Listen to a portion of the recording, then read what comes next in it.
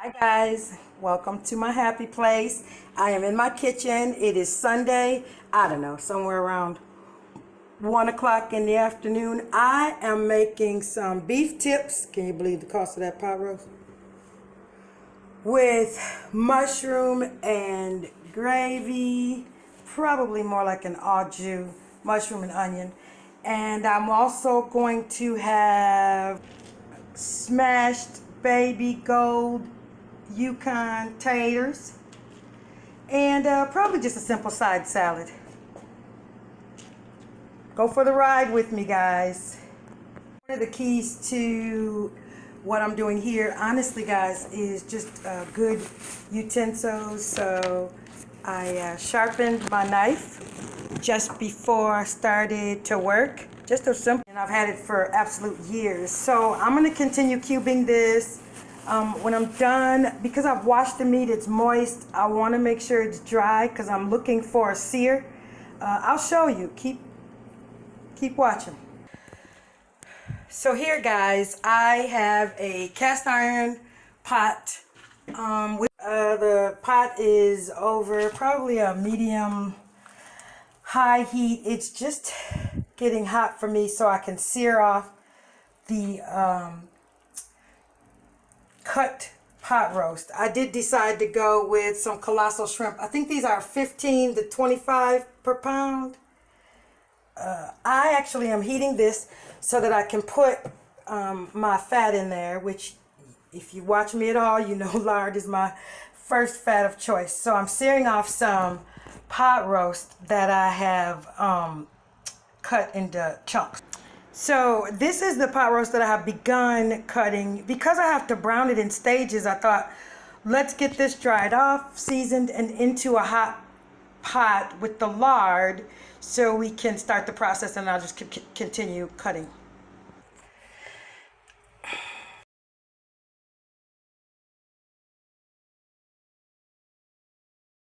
I've begun to sear off in a very hot cast iron pot with some lard. So this is my second batch of pot roast, chuck roast that I cut into what I call mouth-sized pieces. I think that that's a personal situation and you should decide what's the most comfortable for you. I want you to see what we're trying to achieve. Not only am I looking for this crustiness here, I really want it to be very brown.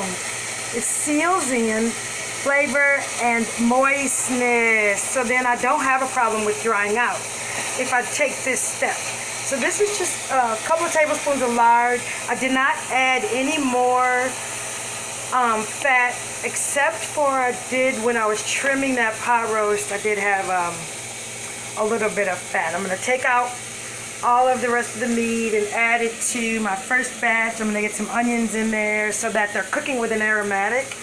These are not the onions that I plan on eating the beef tips with. These are the ones that I plan on cooking it with. Stick around, guys. I wanted to mention this to you. That is something called fond, F-O-N-D. It is flavor. Keep your eye on that. All right, so I've taken the meat out after I've browned it. It's all right here, beautifully browned and waiting for moi. And I've added my onions and a tad of water. Listen, if I had beer or wine, those are flavor conductors. And I'll scrape up this perfectly. Look at the color of it. It is completely natural, and it is probably a flavor bomb of the natural flavors from frying that meat, browning that meat. Stick around for the ride, guys. So it is braising time, guys. The only thing I've done, let's see, I've simmered those onions a little bit. I did add one beef bouillon cube just to boost up, to crank up the beef flavor. Those onions are the aromatics that I want the meat to cook in. I'm going to add fresh onions probably an hour into the braising. I'm going to do this on top of the stove because it's hot today. At some point I will put some cornstarch in as a thickener. I've got 15 to 20 per pound shrimp here. These are colossals. Going to go with some smashed baby Yukon Gold, small side salad, and some beef and onion and mushrooms. Yeah, beef tips, onion, and mushroom. So that's what we're working on today. This is just a little bit of braising liquid. I'll keep my eye on it. I've got that on a low flame. I just want some tenderness, completely tender. I want this to cut through with a fork because that's all we're going to be using with the potatoes and salad. So stick around, guys. So I actually am covering this. And it is 1:45, so at about 2:45 I'll check for tenderness. Alright guys, so these beef tips have been braising for close to an hour. And so I have to go kind of far away so you get more than just steam. It's a beautiful color. I don't quite have the tenderness that I want yet, but I knew I would. And so if you notice those onions that I put in at the start, they're almost dissipated and almost completely gone, which is exactly why I have, let me make sure to mention, I have added a few dashes of Worcestershire sauce, a little bit of depth of flavor in that jus. And if that jus, I've done absolutely nothing to it but let it cook. Complete flavor. Nothing to it.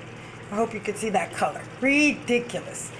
No agents, no nothing. Just, all right. So, next step is going to be to add fresh onions. I'm going to cook another hour.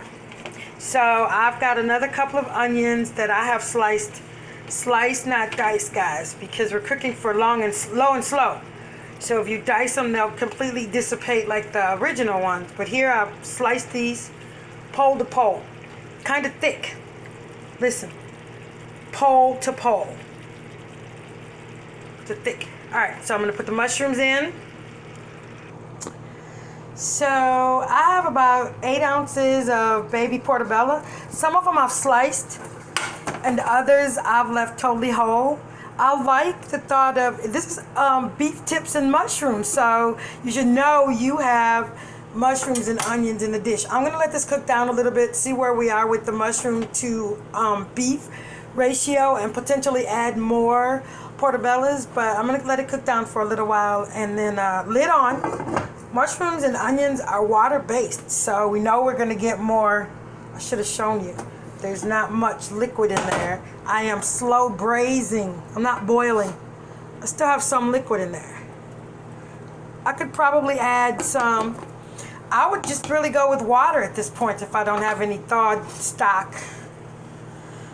But I'm going to see what the mushrooms do in reference to adding liquid, since they are predominantly liquid and onions are water based. So let's see what we get. So I'm going back down for probably another, I'm just going to keep checking for tenderness. I'm going to set the kitchen clock for the timer for, I don't know, we'll check 30 minutes. I'll check in 20 though and see where we are and decide if I'm going to be adding more mushrooms or liquid, or I'm going to be checking for tenderness. Yeah. So we have beef tips with baby portabella mushrooms and onion. I did decide to add more mushrooms. I have not added any more liquid.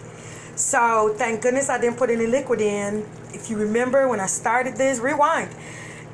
When I put in the initial amount of mushrooms, there was practically no liquid there at all. But mushrooms and onions are liquid-based veggies, and so you have to kind of give it a little time. You can see that I have plenty of jus. Again, I did add more mushrooms, so there's probably a good 12 ounces total. Make sure you have mushroom and onion in every bite of beef. So this is going to go for another, I don't know, however long it takes to get those pieces tender. Those pieces of chuck roast that I've cut there tender. I'm going to start checking at 20 more minutes for tenderness, and then we'll go from there. Alright guys, I checked this meat for tenderness. I think in about 10 minutes we have pretty much it'll be to perfection as far as I'm concerned. I like it to keep some texture. I don't want to bite into mush, and I don't want it to shred itself. So I have to stop at some point, but I do have what I want here. I've achieved it. I have here about a teaspoon, half teaspoon of cornstarch in some water. It's called a slurry. And so what you have to do is turn your flame up very, very high and wait for a boil. At the point of a boil, you will start to see that some viscosity. I want the jus to have a little body to it, not be a full-on gravy. You can already start to see, if I can show you before it thickens, before it steams up, you can already see some thickening. So when I get a full-on boil, then I'll know, I'll see how thick it is. But you literally can begin to see it thickening from the cornstarch slurry. I have to cook this for a little bit longer. I am going to finish. See that browning that we achieved? Ooh, this is gonna be delicious. All right, so this is going with some baby gold Yukons and a side salad. And I've got some colossal shrimp that I'm gonna go ahead and fry up too. The only thing I have to do here is, I think I'm gonna take it off heat and add some, probably a cap full of, or two of vinegar or lemon juice, some acidity, something to brighten up things. I wish I had an herb. If I had like a cilantro or parsley, even a parsley, fresh parsley would be beautiful in here. But I am a home cook. I don't have any at home. See how we've got that thickening happening already? Nice. Nice. So yeah, I'm going to add my acid component off heat. And move on to the taters. So when my oldest sister Brenda asked me what I was cooking today, and I said smashed baby gold Yukon potatoes, she wanted to know why I couldn't just say smashed potatoes. Well, generally I have a baby gold, but where I was, they weren't there, so I have bite-sized honey gold potatoes, sister. Watch how I prepare these. So I think I saw Rachel Ray do this years and years ago, and it's been one of my go-tos when I have baby golds around. I have a completely dry skillet with a very high heat. It's on 9, so it's pretty high. And all I'm gonna do, guys, is put water into this skillet until I'm about midway up to the potato. So what I'm gonna do is let the potato cook in that. Looks like I need a little bit more water. Yeah, so we're about halfway up to that potato. If you saw it from my angle, it's just a little below halfway with liquid above the potato. So if I'm honest and remember correctly, Rachel Ray, in her version, used some sort of, probably a chicken broth. Now I am using a base because my broth is frozen, and if I didn't plan to use it, then it's frozen and I can't use it. I do have some homemade, but it's frozen. I'm just going to go ahead and use 2 teaspoons of this base. I'm not using the base for seasoning the potatoes at this point. I'm seasoning the water that the potatoes is in. Seasoning the water that the potatoes are in. And what I'm going to do is just make sure that base is dissolved. It's just a tiny place that I can impart flavor. The point is here, what we're going for here is, clearly we want to cook the potato. We want to cook it completely through so that it's smashable. Not mash, but smashable. We're having smashed potatoes. So we want to cook the potato all the way through, and we're going to dissolve that water. When we're done, we're going to add some butter to this skillet while it's piping hot, smash those potatoes, and then season the actual potatoes. Stick around, guys. Cover this, and I'm simply going to keep checking for a completely tender potato. And you know how to do that with a fork. Stick around. Alright guys, so let's see how close we are to what we are trying to achieve. Listen, These potatoes are almost fork tender. I'm going to turn them over and get them all the way tender. I'm going to actually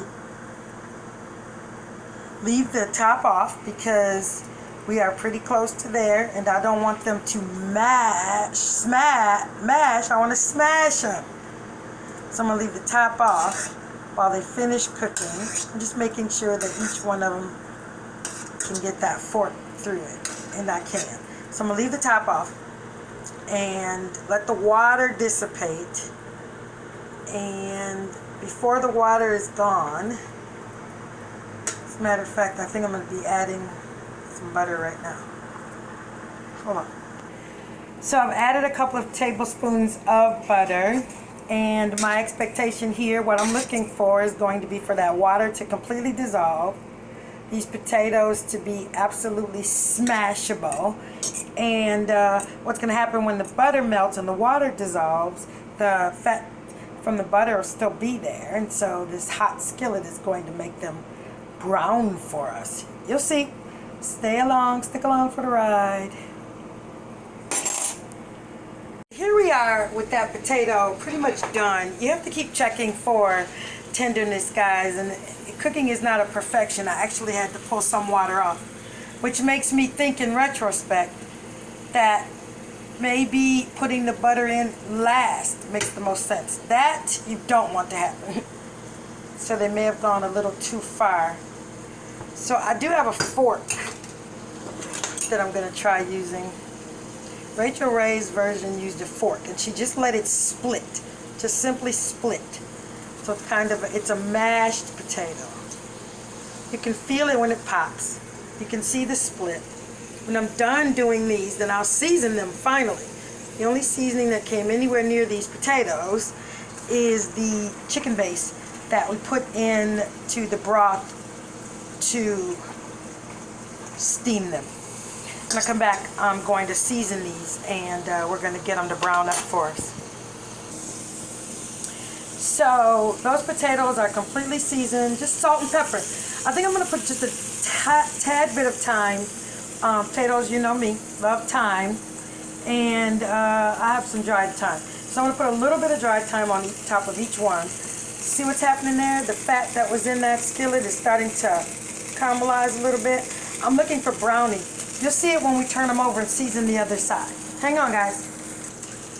So my skillet is up pretty high. Again, I'm looking to achieve some browning on the other side. That fat that was in the broth has started to give us exactly what we want on the other side. So I haven't wasted the broth that I poured off. I've been using it to keep the skillet from getting too dark.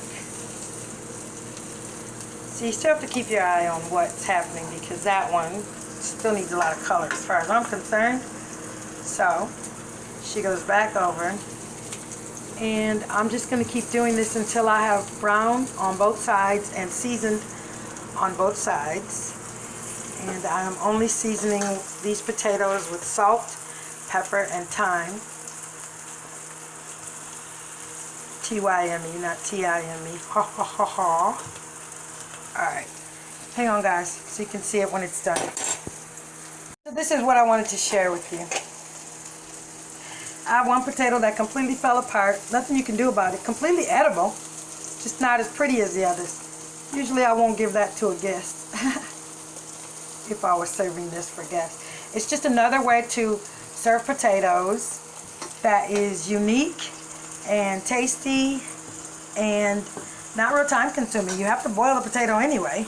This way you just boil it part way and then smash it and then fry it a little bit. I've still got shrimp and a side salad to do. Stick around, guys. Alright, guys, I have got some jumbo shrimp. It's the last part of my Sunday meal. So I am going to season this with a little bit of Old Bay, just a tad of salt, lemon pepper. I am going to coat them in cornstarch mixed with a little bit of cornmeal and flour. I like the combination. So I've got some lard and butter mixture on the stove getting hot, and I'm going to get these frying so I can eat. Anybody that follows me knows that I'm going to shallow fry before I anything. That is exactly what I'm doing here. Got that combination of corn shrimp are scheduled to go with, got beef tips and mushrooms and onions. Those beef tips are cut from a chuck roast. Baby Yukon smashed potatoes. Got a side salad planned for today, but I don't think we're gonna make it. I'm getting tired. It's getting late. Sunday. We're done, guys, and I'm pretty sure I can rest assured and tell you that side salad is not coming along with this meal. But when I get everything that is here plated up, I'll let you guys see the final product, final results of everything, and I'm gonna eat. We're almost done.